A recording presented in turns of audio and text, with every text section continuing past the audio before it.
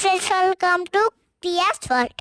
మనం ఎన్ని వీడియోస్ పెట్టినా జ్యూస్ రాదు, కానీ అదేంటో 2 days పెడితే అందరికి భలే యూస్ అవుతుంది అండి.